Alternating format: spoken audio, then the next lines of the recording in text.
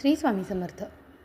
प्रभू श्रीराम अर्थात भगवान विष्णूंचा 7वा अवतार 26 मार्च 2026ला आपण देशभरामध्ये रामनवमी साजरी करणार आहोत.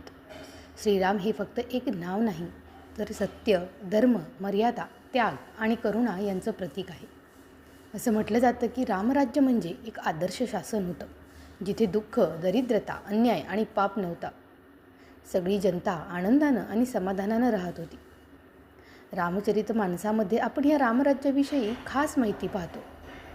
आपण आजच्या व्हिडिओमध्ये रामनवमीला आपण कशा पद्धतीने साजरी करायची आहे आणि आपल्या आयुष्यामध्ये सुख, शांती आणि संसारामध्ये भरभराट कशा पद्धतीने आणायची, अशा सगळ्या गोष्टींची माहिती आपण कालच्या आणि आजच्या व्हिडिओमध्ये देखील पाहणार आहोत. आपण कालचा एक व्हिडिओ टाकलेला आहे, त्यामध्ये देखील आपण याबद्दलची संपूर्ण माहिती दिलेली आहे.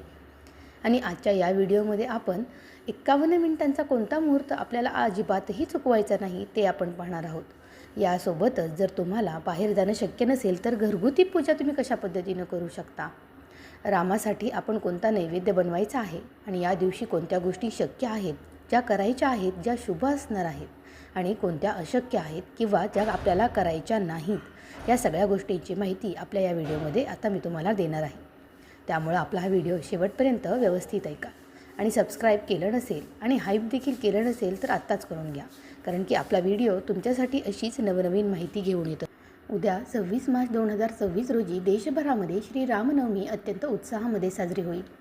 चैत्र नवरात्रीचा 9वा दिवस आणि प्रभू श्रीरामांचा जन्मोत्सव हा हिंदू धर्मामधील सर्वात पवित्र दिवसांपैकी एक मानला जातो. यंदा पंचांगानुसार नवमी तिथी ही 2 दिवस असली तरी प्रभू रामांचा जन्म हा मध्यान्ह काळात असल्यानं 26 मार्चला मुख्यतः जन्मोत्सव साजरा करणं हे शास्त्रशुद्ध ठरतं. तर काही वैष्णव भक्त हे उदयस्थितीनुसार 27 मार्चला देखील रामनवमी साजरी करू शकतात. यंदा पूजेसाठी एक अत्यंत मर्यादित पण प्रभावशाली असा 51 मिनिटांचा अतिशुभ काळ आपल्याला उपलब्ध झाला आहे, ज्या काळामध्ये तुम्ही थेट ईश्वरापर्यंत पोहोचू शकता. यंदाची ही नवमी तिथी 26 मार्चला सकाळी 11:48 सुरू होत असली तरी रामलल्लांचा जन्म हा 12:25च्या सुमारास झाला होता. पूजेचा मध्यान्ह मुहूर्त हा दुपारी 11:13 ते 1:41 असेल, तर 51 मिनिटांचा सुवर्ण काळ हा दुपारी 12 ते 12:51 हा काळ अमृत मुहूर्तासारखा असून या काळामध्ये 51 मिनिटांमध्ये आपण रामांच्या जन्माचा सोहळा, पाळणा आणि आरती अशा विविध गोष्टी करू शकतो. या 51 मिनिटांमध्ये तुम्ही रामरक्षा स्तोत्र किंवा विष्णू सहस्त्रनामाचा पाठ केला तरी तुमच्या घरामधील नकारात्मक ऊर्जा नष्ट होऊन सुखसमृद्धी नक्की नांदेल. रामनवमीच्या दिवशी आपण घराची स्वच्छता करून नवीन वस्त्र परिधान करून श्रीरामांची आराधना करण्याची परंपरा आहे. या मंगलदिनी श्रीरामांच्या मूर्तीची षोडशोपचार पूजन, शंखनाद, पाळणा आणि सुंठवड्याचा नैवेद्य याला विशेष महत्त्व असते. भक्तिभावानं केलेली ही पूजा कुटुंबामध्ये सुखशांती आणि समृद्धी घेऊन येते. रामनवमीच्या पूजेसाठी लागणारं साहित्य आणि शास्त्रशुद्ध पूजा याची आपण आता पुढं माहिती घेऊया. श्रीरामांचा जन्म हा मध्यान्ह काळी म्हणजे दुपारी 12 वाजता झाला, त्यामुळे आपण ही रामनवमी दुपारी 12ला साजरी करतो. यावेळी तुम्ही श्रीरामांच्या मूर्तीची किंवा प्रतिमेचं आपल्याला शक्य होईल त्याप्रमाणे पंचोपचार किंवा षोडशोपचार पूजन करायचं आहे. दुपारी 12 वाजता शंखनाद करून प्रभू श्री रामचंद्र की जय असा जयघोष करायचा आहे. पाळणा झाल्यानंतर आपण पूजनाला प्रारंभ करायचा आहे. प्रभू श्रीरामांसाठी एक महत्त्वाचा आणि खास नैवेद्य आपल्याला करावा लागतो, तो म्हणजे सुंठवडा. याशिवाय रामनवमी ही अपूर्णच. नैवेद्याला आपण सुंठवडा अर्पण करून सुंठवडे सर्वांना प्रसाद म्हणून देखील वाटायचा आहे. श्रीरामांसाठी तुळशी आणि चाफ्याच्या फुलांचा हार देखील आपल्याला करायचा आहे.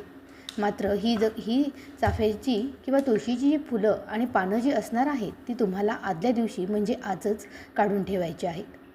पूजनानंतर आपल्याला श्रीरामांची आरती देखील करायची आहे. या सगळ्या टप्प्यांनंतर सगळ्यात अगोदर आपण आता रामनवमीच्या पूजेची सामग्री जाणून घेऊया.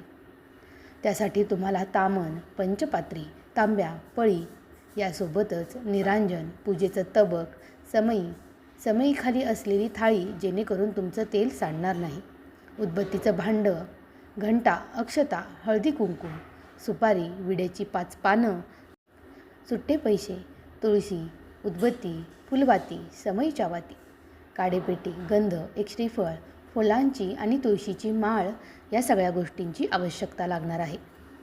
आता आपण पूजाविधी कसा करायचा ते जाणून घेऊया. त्यासाठी सगळ्यात अगोदर आचमन, कलशपूजन, घंटापूजन, दीपपूजन आणि प्रार्थनेनं आपल्याला याची सुरुवात करायची आहे. तुम्हाला यासाठी शक्यतो सोवळं असेल तर ते नेसणं उत्तम. पहाटे लवकर उठून तुम्हाला स्वच्छ कपडे परिधान करायचे आहे आणि आचमनानं पूजेचा शुभारंभ करायचा आहे.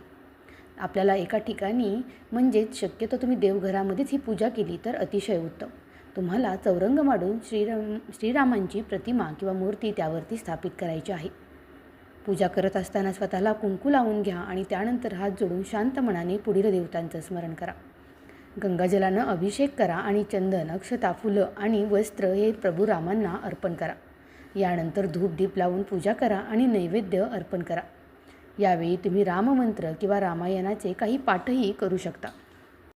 यानंतर तुम्ही आरती करून शेवटी देवाकडे सुखशांती आणि समृद्धीसाठी देखील प्रार्थना करायची आहे. रामनवमीच्या दिवशी आपल्याला पुढील काही मंत्रांचा जप देखील करायचा आहे. यामध्ये तुम्ही 108 वेळा श्रीराम जय राम जय जय राम या मंत्राचा जप करू शकता. यासोबतच गायत्री मंत्र म्हणजेच ओम दशरथाय विद्महे सीतावल्लभाय धीमहि तन्नो रामः प्रचोदयात याचा देखील तुम्ही जप करू शकता. मूलाक्षर मंत्र असलेला राम रामाय नमः हा मंत्र अथवा ओम रामचंद्राय नमः हा शांती मंत्र देखील तुम्ही उद्याच्या दिवसभर उच्चारू शकता. या दिवशी आपल्याला काही गोष्टी ह्या करायच्या आहेत तर काही टाळायच्या आहेत. तुमच्या जीवनामधील संकट दूर करण्यासाठी उद्याच्या शुभमुहूर्तावरती तुम्ही पुढील गोष्टी नक्की करा. ज्यामध्ये तुम्ही पूजेच्या वेळी पिवळ्या धाग्याला 11 गाठी मारून तो प्रभू रामांच्या चरणाशी ठेवा आणि नंतर तो आपल्या मनगटावरती बांधा. ज्यामुळं तुमच्या कुटुंबाचं आणि तुमचं सर्व संकटांपासून रक्षण होतं. ही पद्धत किंवा ह्याचा विधी काय आहे हा व्हिडिओ मी कालच टाकलेला आहे. त्यामुळे आपल्या चॅनलवरती जाऊन तो एकदा नक्की पहा आणि उद्या रामरक्षेचा हा धागा नक्की बांधा. यासोबतच तुम्ही गरीब किंवा गरजू व्यक्तीला गोळ आणि चण्याची डाळ दान केल्यानं देखील तुमच्या आर्थिक अडचणी ह्या नक्की दूर होतील. रामनवमीच्या दिवशी काही गोष्टी कटाक्षानं टाळणं देखील खूप गरजेचं आहे. अन्यथा आपल्या व्रताचं पूर्ण फळ आपल्याला मिळणार नाही. रामजन्माचा सोहळा हा दुपारी 12:25 सुमारास असतो. आपल्याला सवय असते की ती सोयीनुसार आपण संध्याकाळी पूजा करतो, पण जन्मोत्सवाची मुख्य पूजा ही मध्यान्ह काळातच करणं हे खूप गरजेचं आहे. हा दिवस आनंदाचा आहे, त्यामुळं घरामध्ये कोणतंही भांडण, वादविवाद आणि अपशब्द अजिबातही वापरू नका. मानसिक शांतता जर तुमची भंग पावली तर तुमच्या पूजेचं फळ मिळणार नाही. त्यामुळं या दिवशी चुकूनही लसूण, कांदा आणि मांसाहाराचं देखील सेवन करू नका. केवळ सात्विक आहार आणि फलाहार घ्या. प्रभू रामांना तुळस अत्यंत प्रिय आहे.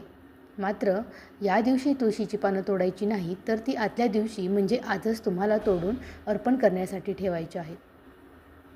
अशा पद्धतीनं उद्याची रामनवमी ही तुम्हाला दिलेल्या पद्धतीनं विधिवत आणि शास्त्रशुद्ध पद्धतीने साजरी करायची आहे.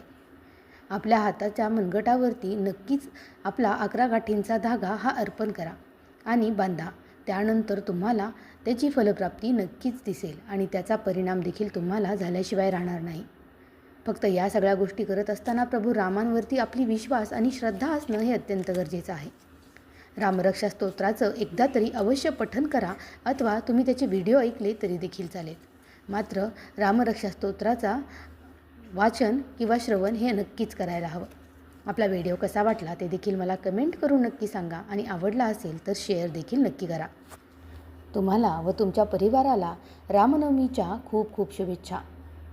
श्री स्वामी समर्थ. जय जय स्वामी समर्थ.